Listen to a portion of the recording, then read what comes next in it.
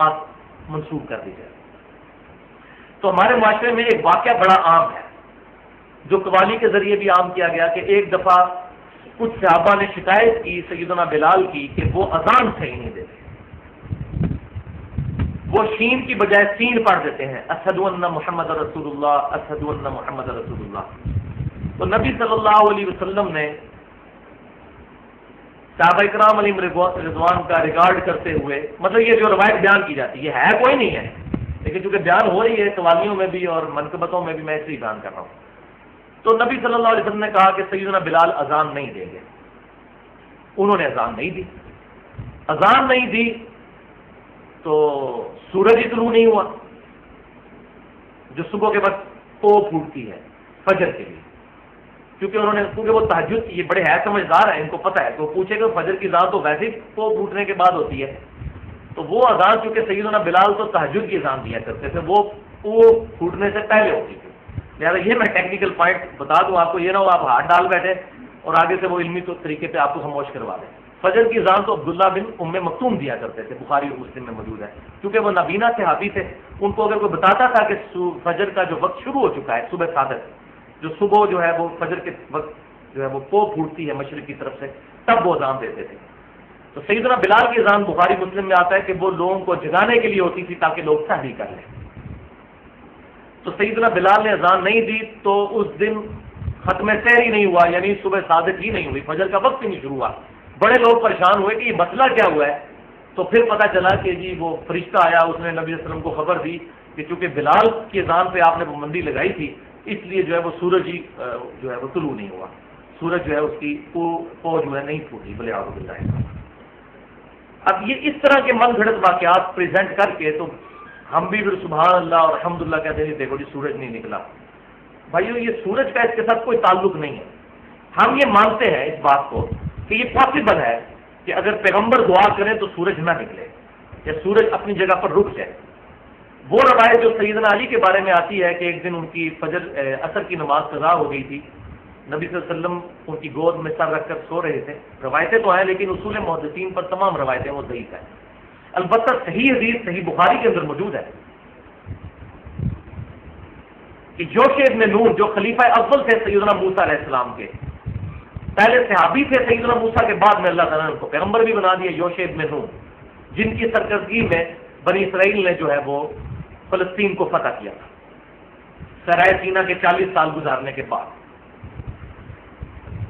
تو جمعے کا دن تھا اور جنگ جو ہے وہ اپنے عروج پر تھی اور مسلمانوں کے لیے فتح بالکل قریب آ چکی تھی بنی اسرائیل کے لیے،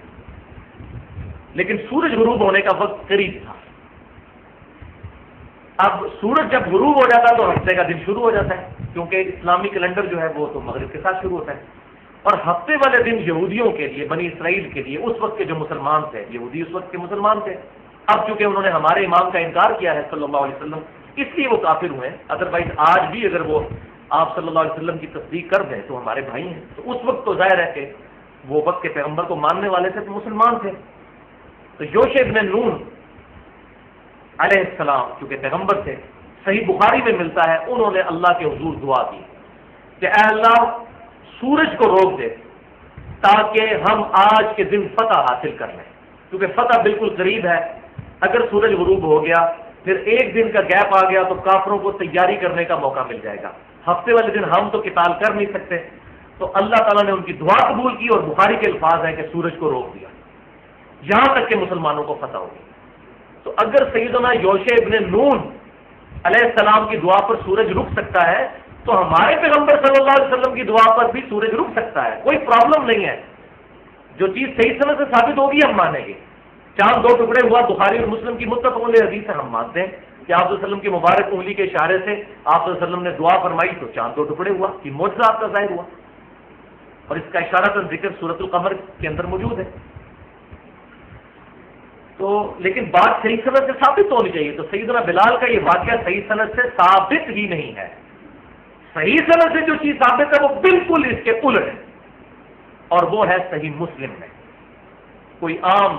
کتاب نہیں، صحیح مسلم کے اندر کہ غزوہ خیبر سے واپسی پر رات کا کافی حصہ بیت گیا، آپ صلی اللہ علیہ وسلم کی اپنی پرسنل اوپینین یہی تھی کہ فجر کی نماز پڑھ کر سویا جائے، لیکن صحابہ کرام علیہ رضوان کا ارادہ اس طرف تھا کہ یا رسول اللہ صلی اللہ علیہ وسلم تھوڑی دیر آرام کر لیتے ہیں، پھر صبح اٹھ کے نماز فجر کی پڑھ لیں گے۔ تو آپ صلی اللہ علیہ وسلم نے ان کا ریگارڈ فرماتے ہوئے سیدنا بلال کی ڈیوٹی لگائی۔ کس کی ڈیوٹی؟ سیدنا بلال۔ شکر ہے انہی کی ڈیوٹی لگی ہوئی تھی تاکہ اگلا مسئلہ تو کلیئر ہو جائے جو جھوٹی باتیں منسوخ کی ہوئی ہیں۔ سیدنا بلال رضی اللہ تعالیٰ ظاہر ان کی ڈیوٹی لگنی تھی کیونکہ وہ مؤذن رسول تھے صلی اللہ علیہ وسلم رضی اللہ تعالیٰ عنہ۔ ان کی ڈیوٹی لگائی کہ آپ رات کو جاگتے رہیں اور جیسے ہی فجر کی وہ پھوٹے تو آپ اذان دیں اور ہم سب کو جگائیے نماز کے لیے۔ تو سیدنا بلال جو ہے وہ مشرق کی طرف جہاں سے سورج شروع ہوتا ہے اس کی طرف سواری کر کے اپنی سواری پر بیٹھ گئے۔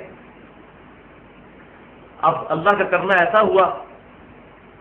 اللہ کا کرنا اس اعتبار سے کہ آزمائش آئی مسلمانوں پر کہ سیدنا بلال جو ہے وہ قرآن پاک پڑھتے پڑھتے ہلکی سی انہوں نے سواری پر ٹیک لگائی تو سو گئے۔ صحیح مسلم کے الفاظ یہ ہیں کہ سب سے پہلے نبی صلی اللہ علیہ وسلم بیدار ہوئے، پھر آپ صلی اللہ علیہ وسلم نے باقی صحابہ کو اٹھایا، اور بیدار کس وقت ہوئے؟ جب سورج اچھا خاصا بلند ہو چکا تھا، یعنی دوحہ کے وقت میں، اشراق کے وقت میں، چاش کے وقت میں آپ صلی اللہ علیہ وسلم کی آنکھ کھلی۔ پھر آپ صلی اللہ علیہ وسلم نے سیدنا بلال کو حکم دیا کہ اذان کہیں، پھر آپ صلی اللہ علیہ وسلم نے سورج نکلی ہوئی حالت میں فجر کی نماز جماعت کے ساتھ پڑھائی۔ پھر آپ صلی اللہ علیہ وسلم نے ارشاد فرمایا کہ اگر تمہارے ساتھ ایسا معاملہ ہو جائے کہ سونے کی وجہ سے یا کسی اور وجہ سے نماز چھوٹ جائے تو جب یاد آ جائے اس وقت نماز پڑھ لو، وہی اس نماز کا وقت ہے۔ لیکن یہ عادی لوگوں کے لیے نہیں ہے جو روزانہ رات کو لیٹ سوتے ہیں اور پھر فجر کے وقت اٹھتے نہیں، ان کے لیے نہیں ہے مسئلہ، کیونکہ ان کے لیے ہوتا تو پھر تو صحابہ کی بھی روٹین یہی ہوتی کہ وہ اشراق کے وقت میں فجر پڑھ رہے ہوتے۔ اور باقی کتابوں میں بڑی ڈیٹیل کے ساتھ ملتا ہے کہ صحابہ کرام بڑے پریشان ہوئے اور بڑے دکھی ہوئے کہ ہماری نماز قضا ہوئی ہے۔ تو پھر آپ صلی اللہ علیہ وسلم نے فرمایا، الموطا امام مالک میں بھی ملتا ہے اور باقی کتابوں میں بھی، کہ آپ صلی اللہ علیہ وسلم نے پھر صحابہ کو تسلی دی اور فرمایا کہ جو کچھ ہوا یہ شیطان کی طرف سے ہوا، شیطان آ کر انسان کو تھپکی دے کر سلا دیتا ہے اور پھر انسان کے اوپر سستی کاری ہو جاتی ہے۔ لیکن یہ معاملہ آپ صلی اللہ علیہ وسلم کے ساتھ نہیں تھا۔ آپ صلی اللہ علیہ وسلم کا تو دل بھی جاگتا ہے، بخاری اور مسلم کی متفق علیہ حدیث ہے کہ ہم انبیاء کی صرف آنکھیں سوتی ہیں، دل جاگتا ہے۔ لیکن وہ جو معاملہ آپ صلی اللہ علیہ وسلم کے ساتھ ایسا ہوا یہ اللہ تعالیٰ کی طرف سے ہوا۔ سنقرئک فلا تنسیٰ، قرآن پاک میں ہے، محبوب صلی اللہ علیہ وسلم ہم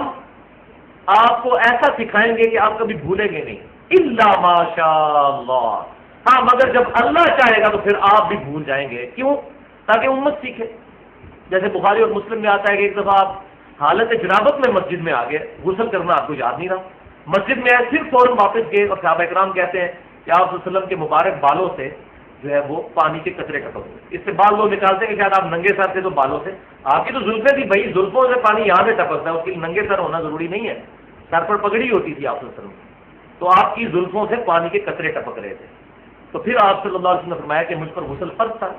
اس زواجی تعلق اپنی بیوی کے ساتھ قائم کرنے کی وجہ سے، تو مجھے یاد نہیں رہا۔ تو آپ وسلم کے ساتھ اس طرح اسی طریقے سے نماز میں بھی بخاری مسلم میں آتا ہے کہ ایک دفعہ ایسا ہوا کہ آپ کو صحب ہوا، پھر آپ نے سجدہ صاحب کیا تاکہ امت کو سکھایا جائے۔ تو یہ معاملہ بھی جو کچھ ہوا، نبی پر معاذ اللہ غفلت طاری نہیں ہوتی، نہ شیطان کا غلبہ ہوتا ہے۔ صحیح مسلم میں حدیث ہے کہ ہر شخص کے ساتھ ایک فرشتہ اور ایک شیطان ہے اٹیچ۔ تو ایک صحابی نے جرت کر کے پوچھا یا رسول اللہ آپ کے ساتھ بھی؟ فرمایا ہاں میرے ساتھ بھی، لیکن اللہ نے مجھے اس پر غلبہ دیا، وہ مسلمان ہو گیا، اب وہ بھی مجھے نیکی کی طرف ہی راغب کرتا ہے۔ تو سوائے آپ صلی اللہ علیہ وسلم کے کوئی شخص بھی شیطان سے محفوظ نہیں ہے، چاہے بڑے سے بڑا صحابی ہو، بڑے سے بڑا تابعی ہو، بڑے سے بڑا کوئی بزرگ۔ اسی لیے ہم کہتے ہیں کہ امام اس کو مانو،